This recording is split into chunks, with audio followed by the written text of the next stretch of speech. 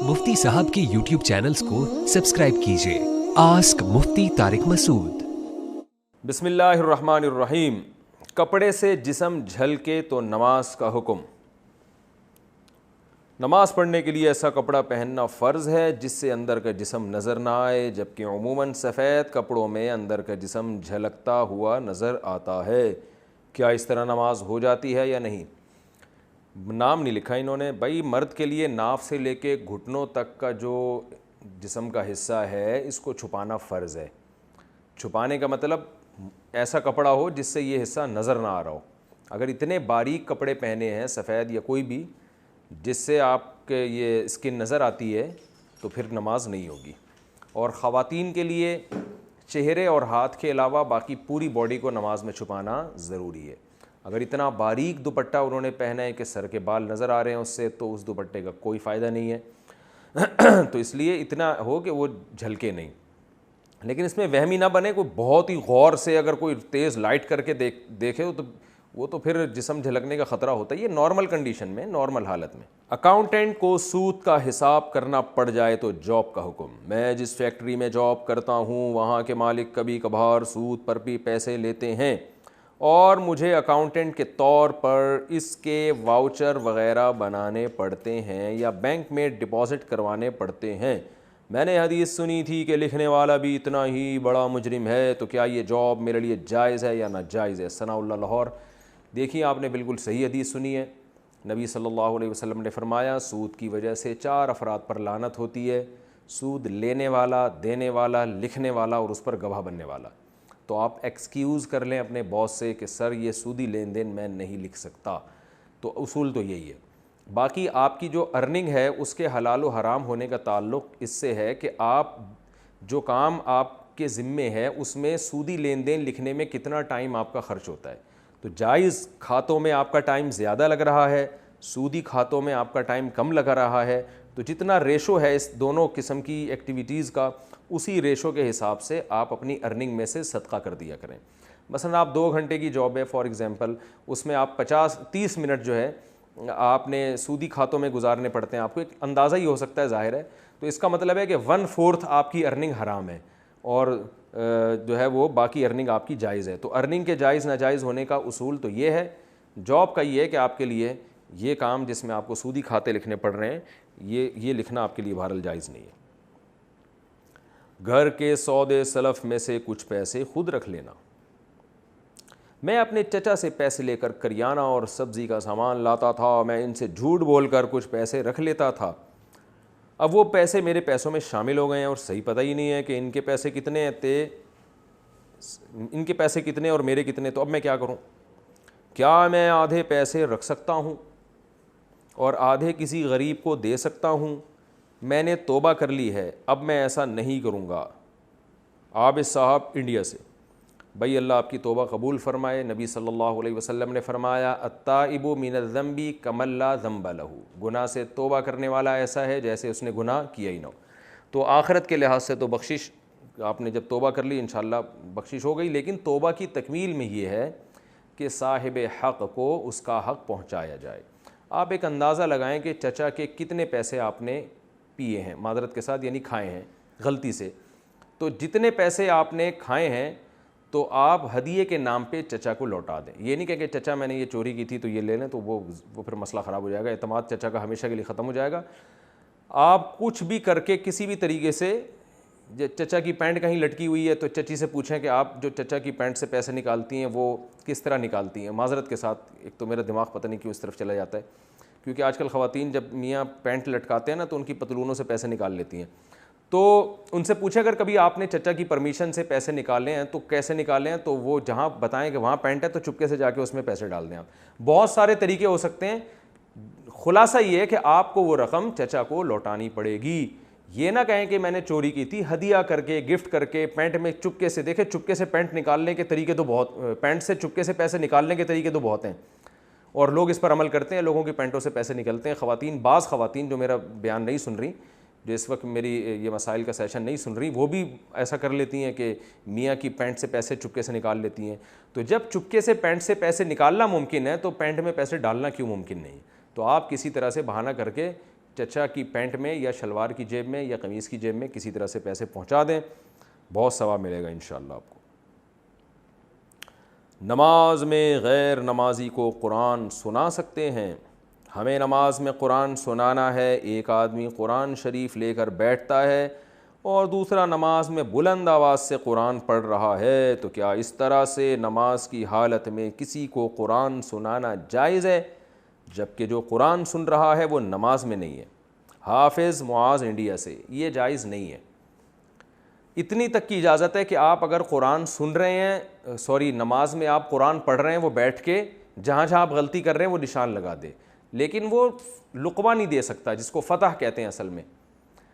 یعنی وہ آپ اگر نماز کی حالت میں آپ سے قرات کے دوران غلطی ہوئی تو ایسا نہیں ہو سکتا کہ وہ شخص جو نماز میں نہیں ہے آپ کو غلطی پر تنبیہ کرے اور آپ اپنی غلطی کی اصلاح کر لیں.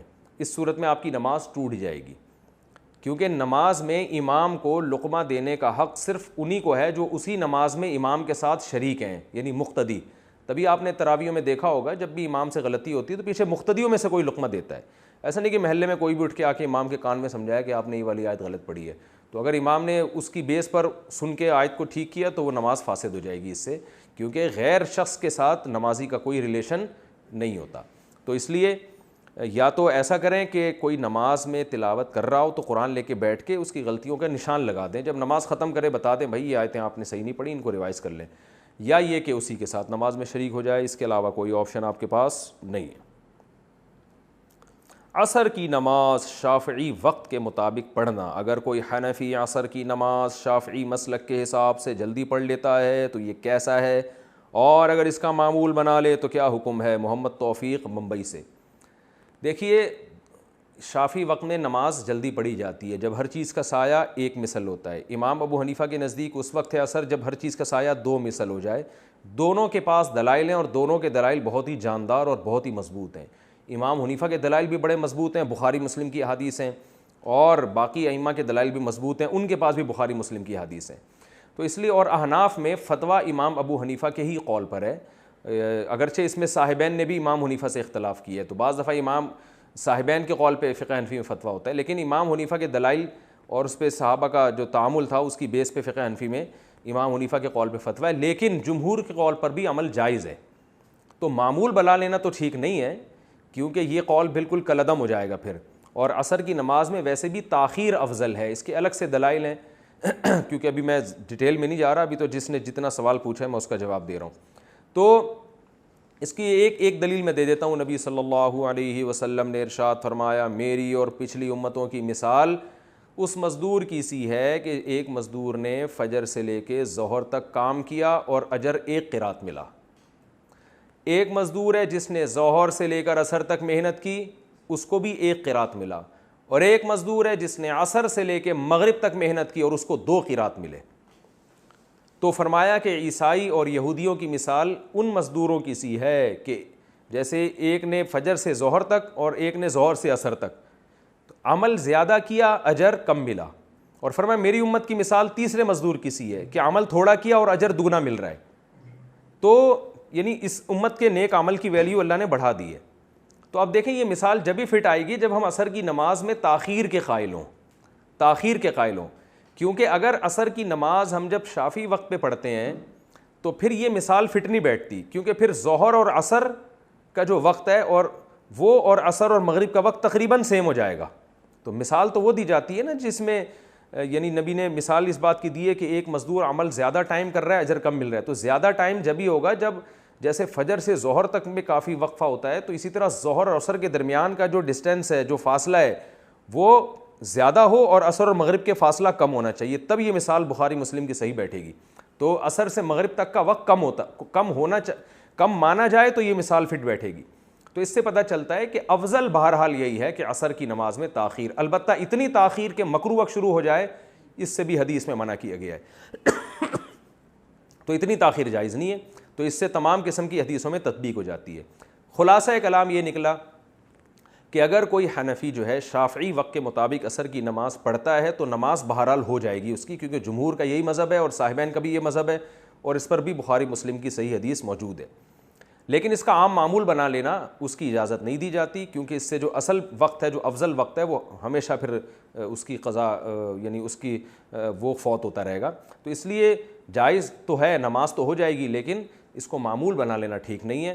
ہاں سفر میں ہو آپ، یا کہیں آپ کو جلدی جانا ہو، یا کوئی بیماری ہو، یا کوئی اس طرح کا کوئی بھی مسئلہ ہو، تو پھر بلا کراہت آپ اول وقت میں بھی یعنی شافی وقت میں بھی عصر کی نماز پڑھ سکتے ہیں۔ میرا اپنا معمول جو ہم نے بڑے بڑے علماء کا دیکھا کہ جب سفر ہوتا ہے ان کا جہازوں میں یا ٹرین وغیرہ بسوں میں، تو آپ کو پتہ ہے کہ بسوں میں پھر ٹائم نہیں ملتا، بعض دفعہ نماز کے لیے ڈرائیور روکتے نہیں ہیں، یا جہاز میں آپ کی فلائٹ ایسی ہے کہ آپ ہوا میں ہوگا جہاز، تو وہاں نماز پڑھنا بڑا مشکل ہو جاتا ہے۔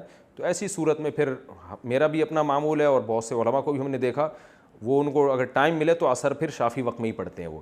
یا خواتین ہیں آپ کے ساتھ، بعد میں پتہ نہیں وضو کی جگہ ملے نہ ملے، کوئی پردے میں رہ کے نماز پڑھ سکتی ہوں نہیں پڑھ سکتی ہوں، بڑے مسائل ہوتے ہیں، تو ان کو بھی پھر سفر میں تو ہم اسی پر عمل کرتے ہیں کہ اول وقت میں ہی عصر کی نماز پڑھ لیتے ہیں۔ لیکن جب آپ مقام میں ہو، کوئی مسئلہ بھی نہیں ہے، تو پھر وہی ہے وقت بہتر ہے جس پہ صدیوں سے عمل چلا آ رہا ہے، وہ یہی ہے کہ عصر کو مثل ثانی پہ پڑھا جائے، تھوڑا تاخیر کر کے پڑھا جائے۔ الکوہل والے ماؤتھ واش کا استعمال، مجھے ڈاکٹر نے بطور علاج ایک ماؤتھ واش استعمال کرنے کا کہا ہے جو کہ فنگس کو کل کرتا ہے۔ انگلش میں کرتا ہے ماشاءاللہ سارے کام۔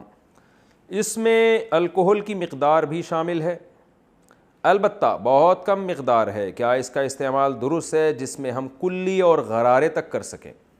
الکوہل کا جو استعمال ہے جمہور علماء کے نزدیک اس کا ایک قطرہ اسی طرح حرام ہے جیسے شراب، جبکہ امام ابو حنیفہ رحمہ اللہ تعالیٰ کے نزدیک الکوہل اگر نشے کی نیت سے استعمال کی جائے، یعنی کھائی جائے یا پی جائے، تو بالکل حرام ہے، اور اگر نشے کی نیت نہ ہو، ضرورت ہو، تو شراب اور انگور کی، یعنی انگور اور کھجور کی جو شراب ہے، انگور اور کھجور کی جو الکوہل ہے، اس کا تو وہ کہتے ہیں ایک قطرہ بھی حرام ہے، آپ ٹپکا بھی نہیں سکتے، لیکن انگور اور کھجور کی جو الکوہل کے علاوہ جو الکوہل ہے اس کا ضرورت کے وقت استعمال جائز ہے۔ تو اسی قول کی بیس پہ ہومیوپیتھک دواؤں کی بھی اجازت دی جاتی ہے، ان میں تو سب الکوہل ہوتی ہیں۔ تو عام طور پہ جو مارکیٹ میں الکوہل بک رہی ہے یا دواؤں میں ڈل رہی ہے وہ کھجور اور انگور کی نہیں ہوتی، لہذا ضرورت کے وقت اس کا استعمال جائز ہے، بلا ضرورت اس کا استعمال جائز نہیں ہے۔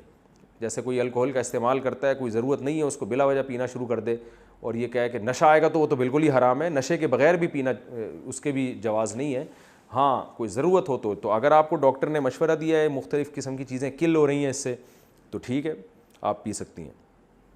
امام مہدی کا نزول کیسے ہوگا؟ محمد گلزار یو پی سے۔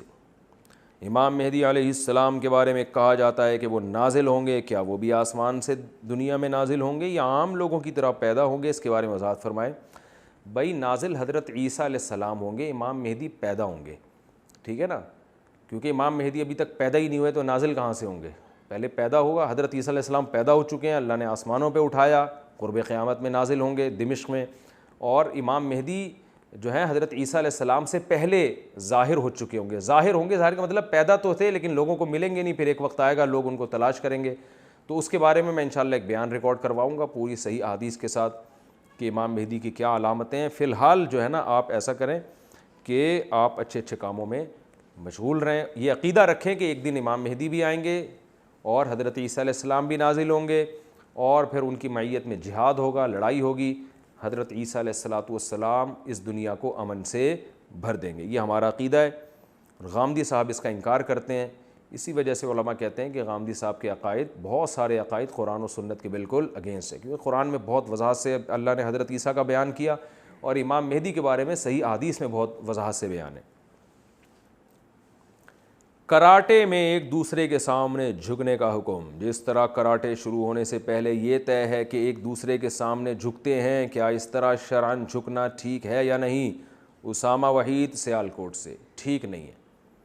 آپ اگر کسی کراٹے سینٹر میں ایڈمیشن لیتے ہیں تو آپ وہاں کی مینجمنٹ کو بتائیں، ریکویسٹ کریں کہ بھائی ہم جو ہے کیا نام ہے، ہمارے مذہب میں یہ جائز نہیں ہے، آپ پلیز ہمیں پرمیشن دیں، ہم نہیں جھکیں گے، ٹھیک ہے نا۔ کوئی اور خدمت ہم سے لے لیں، جھاڑو لگوا لیں آپ کراٹے سینٹر کی ہم سے، ٹھیک ہے نا، برتن دھلوا لیں، کچھ بھی کر لیں گے، ہمارے مذہب میں اللہ کے علاوہ کسی اور کے سامنے جھکنا جائز نہیں ہے۔ جمعہ مبارک کہنا کیسا ہے؟ کیا جمعہ مبارک کہنا بدعت ہے؟ اسامہ بھائی سیالکوٹ سے. یہ بدعت ہی لگتی ہے ہمیں. بدعت تو اس لیے نہیں کہیں گے کہ یہ کوئی سنت سمجھ کے تو کہہ نہیں رہے ہوتے, لیکن ایک ایسی فضول سی رسم شروع ہو گئی ہے جس کا نہ کوئی اسلاف سے ثبوت ملتا ہے. تو سیدھے طریقے سے جیسے اب تک چلتے آئے ہیں ایسے ہی چلتے رہیں, یہ نہ کہا کریں. جمعہ کے دن کی قبولیت کی گھڑی. جمعہ میں ایک ایسی گھڑی ہوتی ہے کہ اس وقت جو دعا مانگی جائے وہ قبول ہوتی ہے. وہ کون سی گھڑی ہوتی ہے, اس کے بارے میں رہنمائی فرمائیں. محمد نسیم یو پی سے. علماء کے مختلف اقوال ہیں اس کے بارے میں کہ وہ کون سی گھڑی ہے. بعض علماء نے کہا 2 خطبوں کے درمیان کا 2 وقت ہے, اس میں دل میں دعا مانگی جائے.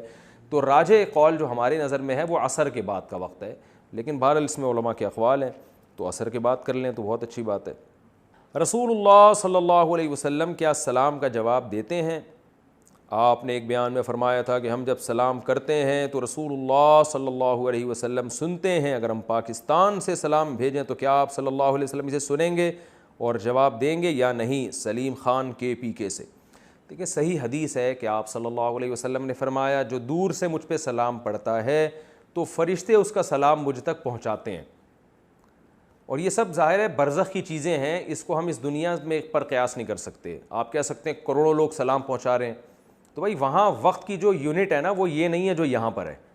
تو آپ صلی اللہ علیہ وسلم سلام کا جواب دیتے ہیں.